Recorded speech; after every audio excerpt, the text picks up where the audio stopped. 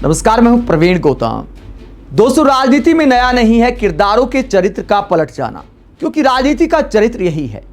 इधर भी मलाई खाना, उधर भी मलाई खाना, दूसरों को परिवारवादी कहना और अपने परिवार को क्रिकेट से लेकर राजनीति तक आगे बढ़ाना, वर्तमान का अतिशयोक्ति में जाकर गुणगाना और भूतपूर्व को चरित्रहीन बताना, यही राजनीति का कुल मिलाकर चरित्र बच गया है, जो ज्योतिरादित्य सिंधिया के बयान से एक बार फिर साबित होता है। जिस पार्टी ने आगे बढ़ाया, जिस पार्टी ने इतना बड़ा वजूद बनाया, आज उसी पार्टी को चरित्रहीन बता दिया ज्योतिरादित्य सिंधिया ने। कांग्रेस के बारे में उनका बयान तब सामने आया जब पीएम मोदी को गाली के मुद्दे पर उनसे सवाल पूछा गया कि पीएम मोदी को मां की गाली का जो मुद्दा है उस पर आप क्या कहना चाहते हैं। तो ज्योतिरादित्य सिंधिया ने क्या कहा, उसके बाद सुप्रिया श्रीनेत ने क्या जवाब दिया है। ज्योतिरादित्य सिंधिया को एक एक वाकया याद दिलाते हुए क्या कहा है, उनका इतिहास याद दिलाते हुए, उनके दादा परदादा के इतिहास याद दिलाते हुए क्या कहा सुप्रिया श्रीनेत ने, पूरी कहानी आपको बताते हैं। पहले ज्योतिरादित्य सिंधिया का बयान आपको सुनाते हैं अपनी भूतपूर्व पार्टी के बारे में, कांग्रेस के बारे में क्या कहा। पीएम मोदी के अपमान पर जब सवाल पूछा गया तो ज्योतिरादित्य सिंधिया कहते हैं, जो दल चरित्रहीन हो चुका है, राजनीति में या जिंदगी में भी एक स्थान होता है, और जब स्थिति स्तरहीन हो जाती है, सारी सीमाओं की पराकाष्ठा का उल्लंघन होता है, अब उस संगठन, उस व्यक्ति या उस दल की क्या स्थिति होती है, ये इस देश की जनता ने उन्हें दिखा दिया है। और हम देश का नाम लेते हैं भारत माता के संदर्भ में, ऐसे शब्दों का प्रयोग करना मैं मानता हूं कि उसकी जितनी भी निंदा की जाए उतनी कम है।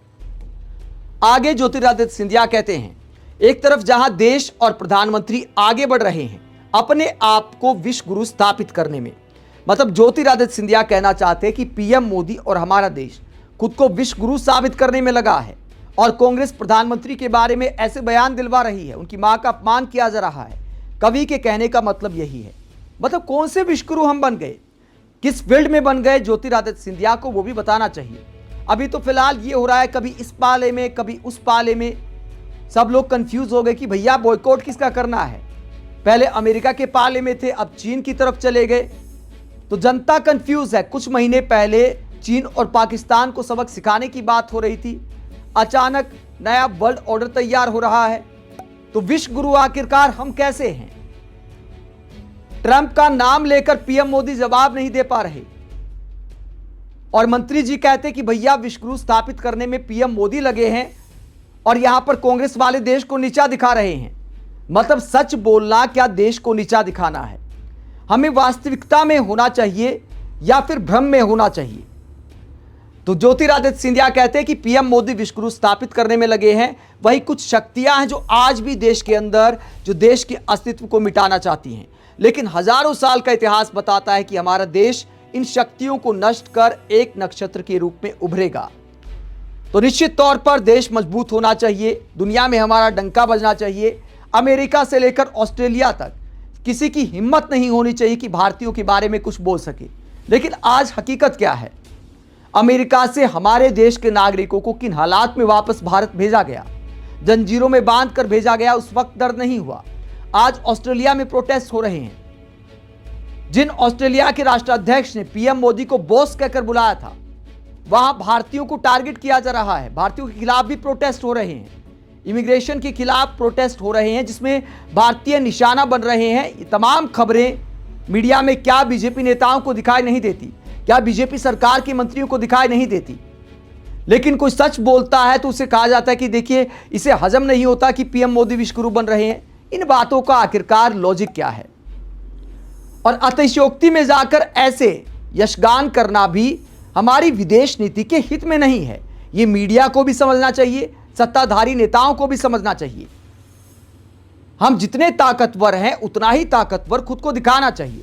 हम दुनिया के लिए सबसे बड़ा बाजार हैं, दुनिया का सबसे बड़ा लोकतंत्र है, इस नाते दुनिया भर में हमारी इज्जत है, हमारे प्रधानमंत्री का भी मान सम्मान है, हम इस बात में कोई दो राय नहीं रखते।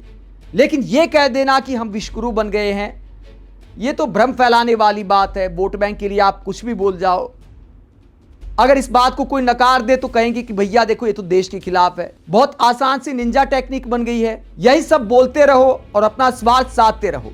ठीक है, ज्योतिरादित्य सिंधिया मोदी सरकार में अच्छे खासे मंत्रालय में है, बेटा क्रिकेट में आगे बढ़ गया है, जैसा के बाद दूसरा उदाहरण बना है।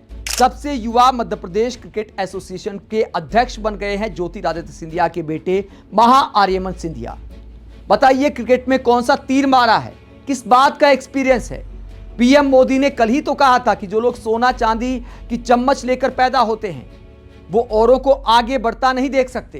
ये शाही खानदानों में पैदा हुए युवराज नहीं समझ सकते। ये नामदार लोग तो सोने चांदी का चम्मच लेकर पैदा हुए हैं।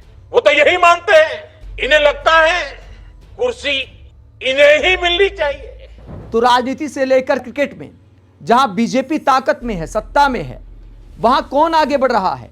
बताइए महा आर्यमन सिंधिया का क्रिकेट में क्या योगदान है, कितने रणजी ट्रॉफी मैच खेले हैं, या फिर क्रिकेट चलाने में ही एक प्रशासक के तौर पर ही उनका क्या योगदान है, कितना एक्सपीरियंस है। कितनी शानदार तस्वीर है पीएम मोदी को देखनी चाहिए कि मध्य प्रदेश क्रिकेट एसोसिएशन के पूर्व अध्यक्ष ज्योतिरादित्य सिंधिया अपने बेटे को अपनी गद्दी सौंप रहे हैं। खबर आप देख सकते हैं, तस्वीर आप देख सकते हैं। महा आर्यमन सिंधिया मध्य प्रदेश में क्रिकेट के सर्वे सर्वा बन गए हैं। तो क्रिकेट में इन्होंने कौन सा तीर मारा है, तो यह बीजेपी की आखिरकार कौन सी राजनीति है, क्या यह परिवारवाद वाली राजनीति नहीं है। तो बीजेपी नेताओं को भी तस्वीरें देखनी चाहिए। लेकिन ठीक है भैया, अपना काम बनता, भाड़ में जाए जनता। जनता को बोलते रहो कि भैया कांग्रेस में परिवारवाद है, फला पार्टी में परिवारवाद है, और अपना काम चलाते रहो।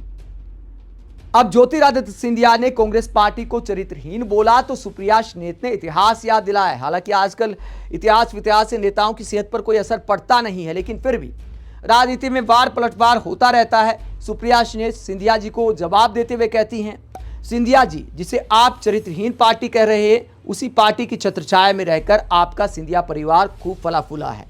आज़ादी के बाद आपके दादा जीवाजी राव सिंधिया को कांग्रेस पार्टी की सरकार और पंडित नेहरू ने मध्य भारत राज्य का राज प्रमुख बनाया था। आपकी दादी विजय राजे सिंधिया इसी कांग्रेस पार्टी से 1967 तक सांसद रही। आपके पिता श्री माधवराव सिंधिया आजीवन इसी कांग्रेस पार्टी में रहे, सांसद रहे, केंद्र में मंत्री रहे। पिताजी की मृत्यु के बाद आप स्वयं 20 साल इसी कांग्रेस पार्टी में रहे, 4 बार सांसद बने, केंद्र में मंत्री रहे। आप और आपका पूरा कुनबा इसी पार्टी में रहकर यहां तक पहुंचे हैं। आप गद्दारी करके अब बीजेपी में शामिल हो गए और अब उन नरेंद्र मोदी का गौरवगान कर रहे हैं जिन्हें आप खुद संसद में खड़े होकर पाकिस्तान में बिरयानी खाने वाला कहते थे। कांग्रेस पार्टी को चरित्रहीन कहने से पहले अपना चरित्र देख लीजिए महाराज।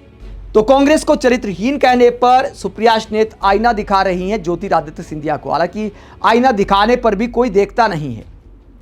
आईना अपनी सहूलियत के हिसाब से ही देखा जाता है। जिस आईने में अपना चेहरा सुंदर लगे वही आईना आजकल पसंद किया जाता है।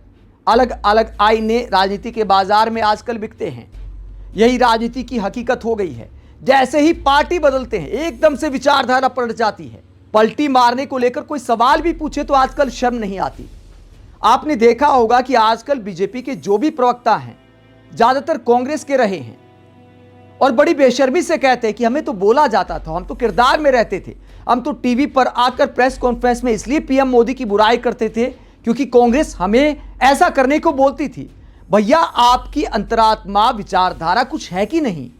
मतलब कांग्रेस बोलेगी और आप कर देंगे। आपको पता है कि आप गलत कर रहे हैं फिर भी कर देंगे। मतलब गजब अदाकारी चल रही है। मतलब राजनीति क्या फिल्म लाइन बन गई है कि भैया हमें तो ये रोल दिया गया था। गजब बेशर्मी का दौर चल रहा है। आप इस पूरे मुद्दे पर क्या सोचते हैं? जिस तरह ज्योतिरादित्य सिंधिया ने अपनी भूतपूर्व पार्टी कांग्रेस को चरित्रहीन बताया है, कमेंट बॉक्स में अपनी राय जरूर दें। साथ ही चैनल को सब्सक्राइब भी करें। नमस्कार।